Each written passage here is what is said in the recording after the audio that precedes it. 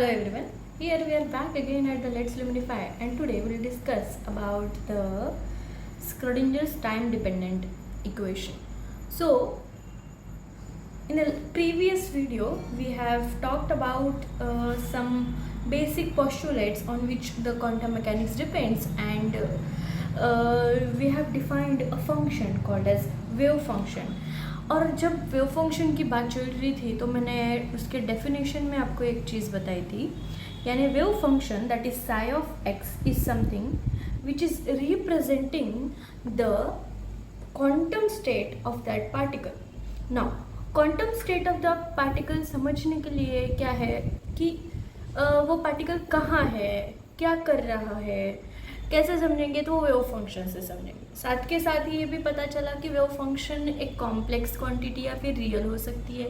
उसकी finite value कब आएगी, जब अपन उसकी प्रोबेबिलिटी निकाले. So in the quantum mechanics we don't deal with the determinism, we deal with the probabilistic behavior of the system. So what is probabilistic? Why we consider the probabilistic behavior? Because we are dealing with the similar situation, like same particles या फिर indistinguishable particle या indistinguishable system के बारे में बात कर रहे हैं. तो अगर आप इंडिविजुअल सिस्टम को स्टडी करने जाओ ना, it is a tedious task, right. So what we do, we just see the average behavior of the system, that is probabilistic behavior of the system. Now I'm not saying average behavior and probabilistic behavior is the same, but at certain extent for your level we can say that. So now Schrodinger's time dependent equation, ये सबसे पहले क्यों चुना मैंने, क्योंकि I think यही एक बहुत ज़्यादा इम्पॉर्टेंट टॉपिक है एग्ज़ाम पॉइंट ऑफ व्यू से. इंजीनियरिंग फिज़िक्स के अंदर you need to write a theory exams, right. So theory exams के अंदर आपको MCQs या कॉम्पिटिटिव क्वेश्चन की तैयारी करनी नहीं होती. You need to write a long question answers. Now इस वजह से I am making the video on this particular topic. रही बात मैथमेटिकल कॉन्सेप्ट्स या मैथमेटिकल ऑपरेशंस वाली, तो जब वो आएगा उसका कुछ आएगा तब मैं उसको एक्सप्लेन कर दूँगी. Now let's just start deriving the equation. So मेरी एक सोच है, जब भी आपको कोई भी इक्वेशन डिराइव करना है, एट द टाइम आप उसको लर्न मत करो, आप उसको स्टेप वाइज समझो कि ये स्टेप आ रही है तो इसका आगे क्या आ रहा है, ऐसा क्यों आ रहा है, क्या आ रहा है. You will be understand. And last में जब ये वीडियो ख़त्म हो जाएगी, we will revise whole strategy of the derivation, so that अगर स्ट्रैटेजी समझ आ गई so we can directly move. तो स्क्रॉडिंजर्स टाइम डिपेंडेंट इक्वेशन सीखने के लिए अपने को दो ही चीज़ें चाहिए. एक पता होना चाहिए कि पार्शियल डिफरेंशिएशन कैसे किया जाता है, दूसरा पता होना चाहिए कि चीज़ों को लेफ्ट हैंड साइड से राइट हैंड साइड में कैसे लाना है, प्लस माइनस या डिवीजन मल्टीप्लाई कब करना चाहिए. तो ये दो ही चीज़ें we need. Now Schrodinger's time dependent equation को स्टार्ट करते हैं. नाउ स्क्रॉडिंजर ने क्या किया, हु इज स्क्रॉडिंजर, थोड़ा बात करें स्क्रॉडिंजर के बारे में. हु इज स्क्रॉडिंजर, स्क्रॉडिंजर का पूरा नाम है Erwin Schrodinger. His name is Erwin Schrodinger. तो जब क्वांटम मैकेनिक्स बन रहा था उस टाइम पे दो लोगों का कंट्रीब्यूशन सबसे पहला था हाइजेनबर्ग, दूसरा था स्क्रॉडिंजर. हाइजेनबर्ग और स्क्रॉडिंजर ने क्यों, इतना मैं बोल रही हूँ कि उन दोनों के वजह से बहुत ज़्यादा कंट्रीब्यूशन मिला था, they derived a mathematical formulation. Now mathematical formulation derive करने में इतनी कौन सी बड़ी बात है. तो फिज़िक्स जो कोई भी पढ़ा है आज तक अच्छे से, और जो फिज़िक्स है उसके अंदर आधा मैथमेटिक्स है. So the language of physics is mathematics. तो मैथमेटिक्स को जब अपन समझते हैं तब we know the physics behind it.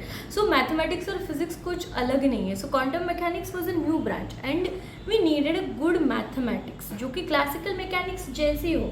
जैसे मैं हमेशा एक एग्जाम्पल बताती हूँ.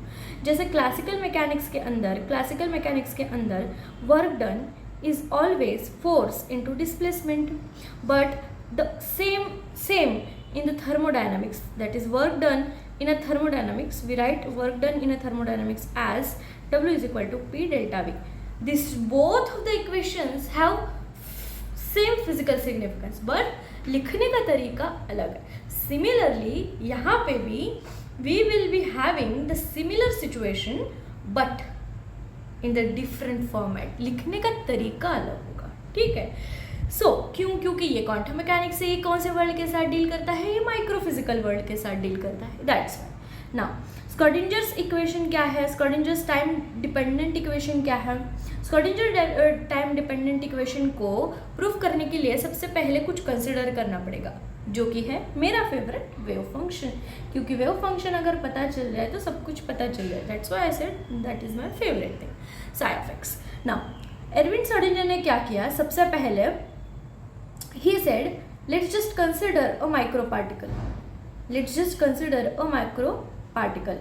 So here wave particle duality is very important. So wave माइक्रोपार्टिकल भी है, बट वो कहीं ना कहीं क्वांटम मैकेनिक्स में कहीं जाके वेव के जैसे बिहेव करेगा ना, सो वेव इक्वेशन सेटिस्फाई करेगा, सही है। सो कोई एक माइक्रो पार्टिकल है, उसका वेव फंक्शन कोई स्पीड v से वो मूव कर रहा है, तो उसका एक इक्वेशन लिख सकते हैं, that is dou 2 psi by dou x square will be equal to 1/v square dou 2 psi by dou t square।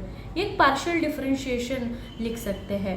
तो इस माइक्रो पार्टिकल के लिए जो वेव के जैसे भी मूव कर रहा है वो छोटा है और वो स्पीड v से मूव कर रहा है, तो जब कर रहा है तो इसके लिए wave function we can write psi is equal to a e to the power iota kx minus का omega t। Now here k is not a constant, k is not a constant, k will be equal to 2 pi by lambda and omega equal to 2 pi f, और we can say frequency। so ये चीज़ें आपको mind में रखनी पड़ेगी। let's just say this is the equation number 1, this is equation number 1। क्या consider किया equation 1 में? we just considered that there is the microparticle which is moving like a wave, so it will satisfy the wave equation that can be written as dou 2 psi by dou x square is equal to 1 by v square into dou 2 psi by dou t square। This is the, when we solve this equation we will get psi is equal to a e to the power iota kx minus omega t। If you want to study this equation then comment down below, I will post the next video on the derivation of this equation। now अभी ये एक equation that is wave function अपन ने consider कर लिया। Now wave function consider किया तो अभी क्या करना है, सबसे पहले और एक दूसरा कंसिडर करते हैं इसके नीचे ही, that is let total energy of a system. Total energy कितनी होती है कभी भी, total energy will be equal to total energy is always equal to kinetic energy plus potential energy. Total energy को कैसे लिखते हैं, capital E is equal to kinetic energy को half mv square plus potential energy को v लिख देंगे ना। 1/2 m को मल्टीप्लाई कर दो, डिवाइड कर दो, तो यहाँ पे m है, m को मल्टीप्लाई कर दिया ऊपर और डिवाइड कर दिया, तो क्या होगा m square v square plus v is equal to 1/2m p square plus v। Since mv is what, p, that is linear momentum, and mv का whole square is equal to m square v square will be equal to p square। this is the reason behind it। so total energy कितनी है, p square by 2m plus v। अब second step क्या करेंगे, multiply above equation with psi और psi किस किस का function है, x और t का, that's why psi x, t। तो ऊपर भी लिखो psi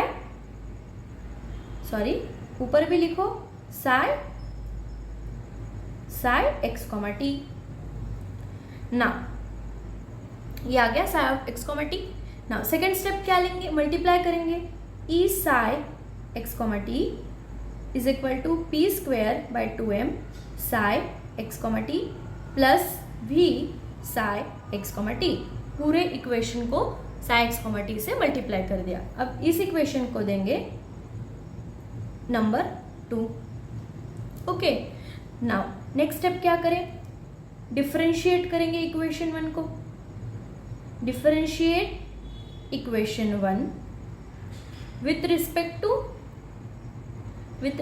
टू x, क्या होगा, dou psi by dou x, right, is equal to dou by dou x a e to the power iota k x minus omega T.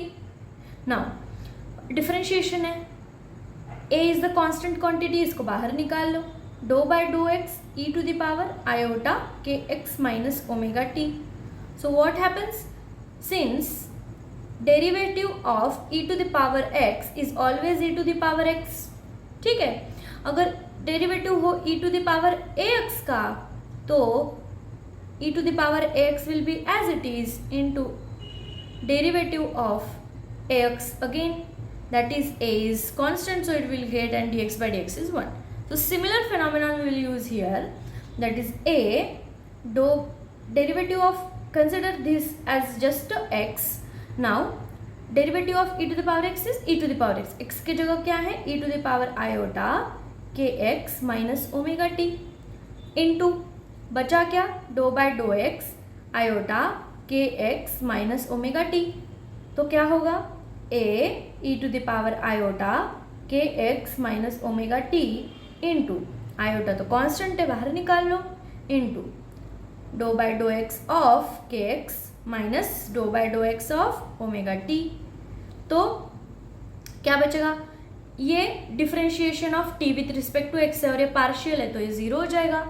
बचा क्या, इसमें a e to the power iota k x minus omega t into iota, ये do x by do x k common निकल गया, constant है सो के, that is iota k a e to the power iota k x minus omega T. ये आ गया एक बार का differentiation. और एक बार डिफरेंशिएट करते हैं, that is again differentiate equation, अब मैं ये नहीं लिखूंगी, ठीक है, again differentiate above equation with respect to x. क्या होगा, और एक बार कर रहे तो यहाँ पे डबल हो जाएगा, psi x square is equal to iota k एक कांस्टेंट है उसको बाहर लिख दो, do by do x e to the power iota k x minus omega t. अब जैसे ऊपर डिफरेंशिएशन करेंगे फिर से वैसे होगा, तो क्या आएगा, e to the power iota k x minus omega t as it is आएगा और आयोटा के कॉमन निकलेगा। तो ये तो पता ही है, ऊपर अगर नहीं समझ रहा है तो वीडियो को पीछे लेके जाओ, समझो और फिर से लिखो। सो now iota k a e to the power iota k x minus omega t into iota k, क्या होगा फिर, आई का स्क्वायर के का square a as it is e to the power iota k x minus omega t. अब मुझे बताओ ये पूरा क्या है, इक्वेशन 1 के अनुसार we can write that equation is equal to psi x comma t, that is iota square k square psi x comma t. अब what is I, we know I is equal to root of minus 1, अब यहाँ I square है, that is I का square ले लो, that is root of minus 1 का square which is equal to minus 1। क्या होगा, minus k square psi x comma t, dou 2 psi by dou x square को भूलना नहीं है, लेफ्ट हैंड साइड को भूलना नहीं है। Now what is this k, k I already told you that k is equal to 2 pi by lambda. अब यहाँ क्या है, के का स्क्वायर है, राइट। और अगर थोड़ा सा कुछ याद आ रहा हो तो we also know that P is equal to h cut k, कैसे लिखा, सिंस, बताती हूँ, थोड़ा सा याद दिलाती हूँ, डी ब्रॉगली के ये एप्लीकेशंस है। So P is equal to h cut k कहाँ से आया, since we know P is equal to h by lambda. मैं क्या करती हूँ, h को 2 पाई से मल्टीप्लाई और डिवाइड कर देती हूँ, तो अगर 2 पाई कैंसिल हो जाएगा, बच के ऊपर का ही आएगा, तो 2 पाई से मल्टीप्लाई डिवाइड करें, h अपॉन 2 पाई क्या है, H cut, 2 pi by lambda का है के, एच कट के, तो के किसके बराबर हो गया, P divided by h cut. Now रख दो के की वैल्यू, के का स्क्वायर है तो इन सारी क्वांटिटी का भी स्क्वायर हो जाएगा, that is minus P square by h cut square psi x comma t. तो क्या हुआ, एच कट स्क्वायर को इधर ले जाओ, माइनस को भी इधर ले जाओ, तो minus h cut square do 2 psi by do x square is equal to p square psi x comma t. Give this as equation number 3। अभी थोड़ा थोड़ा किसी को समझ आ रहा होगा कि क्या करेंगे, ऊपर जो p square psi x comma t की वैल्यू है वो निकाल ली और दूसरी एक वैल्यू निकालेंगे, उसको पुट कर देंगे, इजी पीजी। तो थोड़ा सा लेंदी जरूर है बट इजी तरीका है ना। Differentiate equation one with respect to, इस बार किसके साथ करेंगे, 2 बार x के साथ हुआ, 1 बार t के साथ करेंगे। तो differentiate equation one with respect to t, that is do psi by do t, ये लिखना पड़ेगा LHS को कभी नहीं भूलना है, a do by do t e to the power iota k x minus omega t, that is which is equal to, a constant है निकल जाएगा, do by do t e to the power iota k x minus omega t. अब side में थोड़ा सा rough calculation कर लेंगे कि differentiation of e to the power x is always e to the power x and differentiation of e to the power a x is equal to e to the power a x into derivative of a x. तो a क्या है, common आ जाएगा, that is e to the power x, तो same यही हो जाएगा, इस पूरे क्वांटिटी को एक्स कंसिडर कर लो। समझ आ रहा है ना, क्या होगा, a do by do t of e to the power iota k x minus omega t is that quantity, that whole quantity into do by do t of iota k x minus omega t. Iota constant है, उसको बाहर ले लो, iota a e to the power iota k x minus omega t. So do by, अभी इसको bracket में differentiation को multiply करो, के कांस्टेंट है उसको निकालो, do x by do t minus omega भी कांस्टेंट है, do t by do t कितना हो गया 1, ये कितना हुआ 0, तो बचा क्या, बस माइनस का ओमेगा, ये तो 1 हो गया। सो माइनस, ये minus iota omega a e to the power iota k x minus का ओमेगा टी, राइट। और LHS में है do psi by do t, इसको भूलेंगे नहीं। Now what will happen, we know E is equal to h nu by Planck's quantum theory, right. अभी मैं क्या करूँ, फिर से मैं 2 पाई से मल्टीप्लाई डिवाइड कर दूँ, h अपॉन 2 पाई, ये रफ के कैलकुलेशन में बता रही हूँ, 2 पाई इंटू 2 पाई न्यू। तो अब बताओ h अपॉन 2 पाई क्या हुआ, h कट, 2 पाई न्यू क्या हुआ, ओमेगा, ऊपर ही देखा था। So is equal to h nu and e is equal to h cut omega. तो ओमेगा किसके बराबर हुआ, ई बाय एच कट, सही बात है। सो क्या लिखूँ, ओमेगा की जगह e by h cut minus iota e by h cut a e to the power iota k x minus omega t. अब मैं भूल गई कि इसके बराबर ये इतना लिखने की ज़रूरत है क्या, नहीं, ये क्या है इक्वेशन वन। इक्वेशन वन को क्या, ई to the power iota k x minus omega T की वैल्यू क्या है, Sai of x comma t. तो अब क्या निकालना है, आपको समझ आ गया हो गया, ई साई एक्स कॉमा टी की वैल्यू। तो बाकी का सारा जो भी है बचा हुआ उसको उधर भेज देंगे।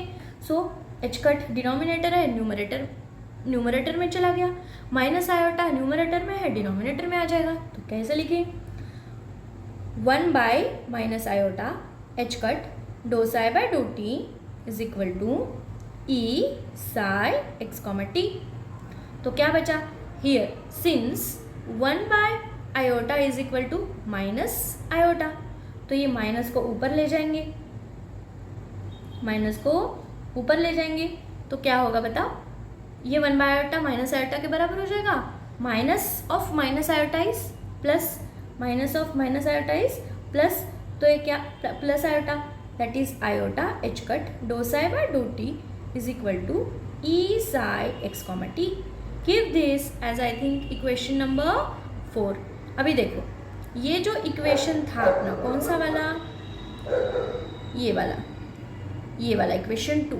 इक्वेशन 2 में इस P square psi x comma t की वैल्यू अपन ने निकाली और ई साई एक्स कॉमा टी की वैल्यू निकाली, तो क्या आया, लिख दो यहाँ पे एक ऐसे लाइन लिखो, दैट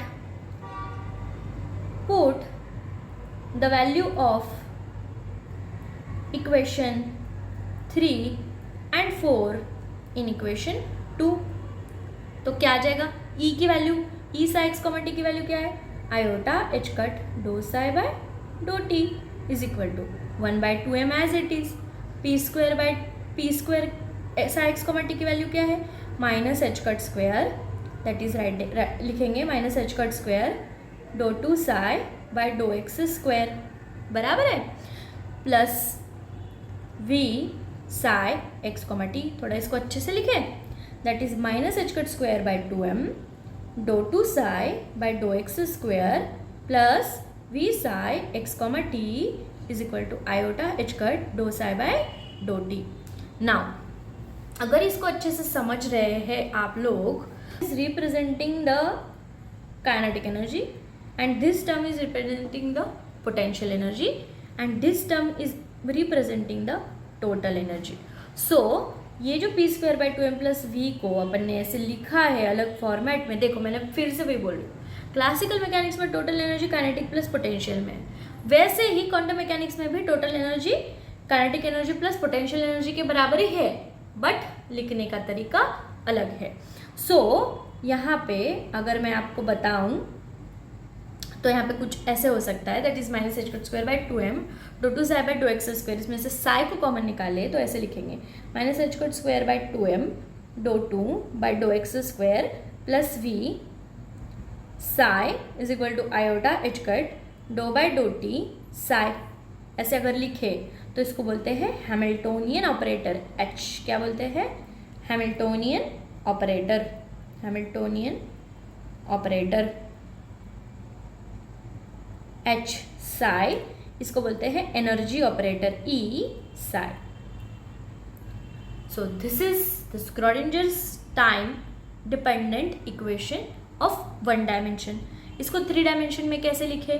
देखो minus h cut square by 2m तो कांस्टेंट है, इसमें कुछ चेंजेस नहीं होंगे, बट जब आप इसके बारे में लिखोगे do 2 psi by do x square लिखोगे plus do 2 psi by do y square लिखोगे plus do 2 psi by do z square लिखोगे, यानी ये एक्स वाई और जेड में हुआ, plus v x y z comma t सबका फंक्शन होगा, बराबर है. Sorry guys, sorry v will not be the function, psi x y z comma t का फंक्शन हुआ is equal to iota h cut do psi by do t. अब यहाँ पे तो एक्स वाई जेड है ही नहीं, तो ये हो गया 3 डायमेंशन वाला फॉर्म. इसको अगर शॉर्टकट में लिखना है तो आप minus h cut square by 2m del square that is Laplacian operator psi plus v psi is equal to iota h cut do psi by do t ऐसा भी लिख सकते हो. सो दिस इज द, यहाँ पे लास्ट में line लिख लेना, this is the Schrodinger's time independent equation. So that's how you should write the Schrodinger's equations. Now, अभी आपको दिखने में यह बहुत बड़ा लग रहा होगा, राइट? दिखने में बहुत बड़ा लग रहा होगा, बट अगर इसको सही तरीके से समझेंगे कुछ 3 स्टेप्स के अंदर, तो क्या करना है? सबसे पहला स्टेप है steps to write the Schrodinger's time dependent equation. Step सबसे पहला क्या करना है? आपको एक वेव फंक्शन कंसिडर करना है जो कि ऐसा कुछ लिखा जाता है, जो कि ऐसा कुछ a e to the power iota k x minus omega t में लिखा जा सकता है. अब सेकंड स्टेप क्या होगी? आपको क्या करना है? ये जो साई ऑफ एक्स है इसको 2 बार with respect to x differentiate करना है और 1 बार with respect to t differentiate करना है. Differentiate psi with respect to x 2 times and with respect to t 1 time differentiate करना है. थर्ड स्टेप क्या है? आपको बस E is equal to p square by 2m plus v लिखना है. दैट इज, यहाँ पे थोड़ा डिस्क्रिप्शन लिखना पड़ेगा. Total energy is equal to kinetic energy plus potential energy. इसको साई से मल्टीप्लाई कर देना है और जब आप इनको डिफरेंशिएट कर दोगे तो P is equal to h cut k use करके और E is equal to h cut omega use करके वो वैल्यूज़ E के टर्म में और P के टर्म में लाके रख देना है और वो वैल्यूज़ इस इक्वेशन में सेटिस्फाई करवा देने हैं. That's it. This is the Schrodinger's time dependent equation. मैंने इसको कुछ बेसिक स्टेप्स में किया है. You can write this equation in just 10 equations. इतना ईजी है.